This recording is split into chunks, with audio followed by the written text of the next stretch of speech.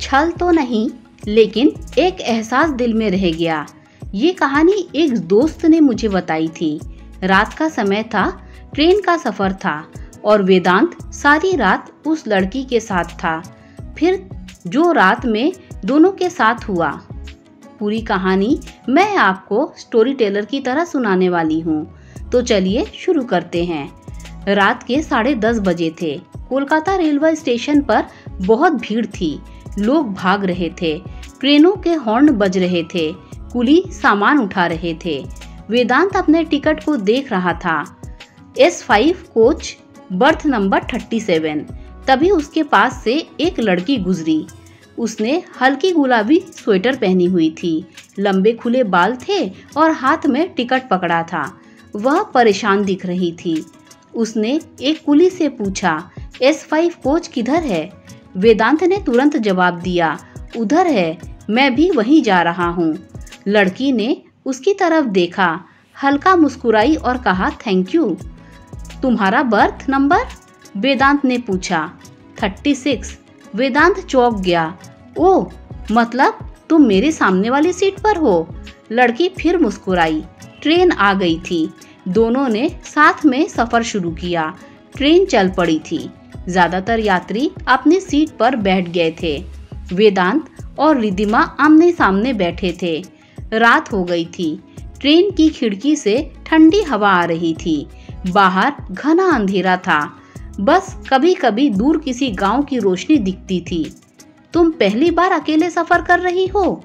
वेदांत ने पूछा। रिद्धिमा ने सर हिलाया। हाँ, थोड़ा अजीब लग रहा है। वेदांत ने हल्की मुस्कान दी। डर लग रहा है? रिद्धिमा ने सिर झुका लिया।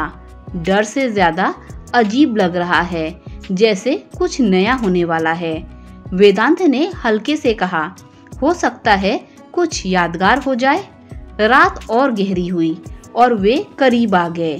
रात के 12 बज चुके थे। ट्रेन की बत्तियां धीमी हो गई थी। ज्यादातर लोग सो चुके थे।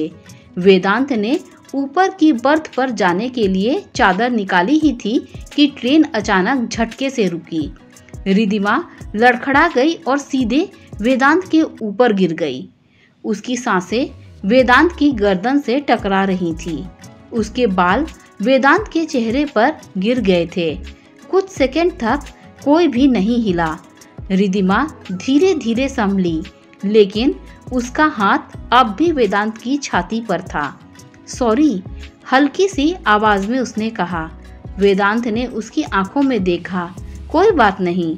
रिद्धिमा ने अपनी उंगलियां वेदांत की उंगलियों में फंसा ली। वेदांत ने हल्का सा दबाव दिया। फिर ट्रेन चल पड़ी, लेकिन अब वे अलग नहीं हुए। रिद्धिमा ने धीरे से अपना सिर वेदांत के कंधे पर रख दिया। ये सफर अलग है, उसने फुसफुसाया। वेदांत ने उसकी ओर देखा और धीरे से कहा, हाँ, बहुत अलग।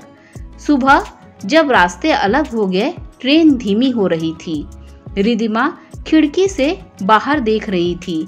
उसकी आंखों में हल्का सा दर्द था।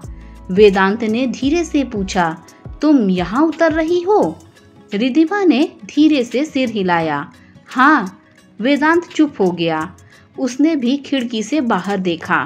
ट्रेन ने आखिरी झटका लिया और धीरे से प्लेटफॉर्म पर रुक गई। रिद्धिमा ने अपना बैग उठाया, लेकिन जाने से पहले एक आखिरी बार वेदांत की आंखों में देखा। ये सफर याद रहेगा, उसने हल्की आवाज में कहा। वेदांत मुस्कुरा दिया, लेकिन उसके आंखों में हल्की नमी थी। रिद्धिमा ने एक कदम पीछे लिया, फिर धीरे धीरे भीड़ में खो गई। उसका गुलाबी स्वेटर दूर तक दिखा और फिर हमेशा के लिए गायब हो गया। वेदांत चुपचाप बैठा रहा। ट्रेन फिर से चल पड़ी। रिद्धिमा चली गई थी, लेकिन उसकी हंसी, उसकी खुशबू और वो रात हमेशा के लिए वेदांत के साथ रह गई थी।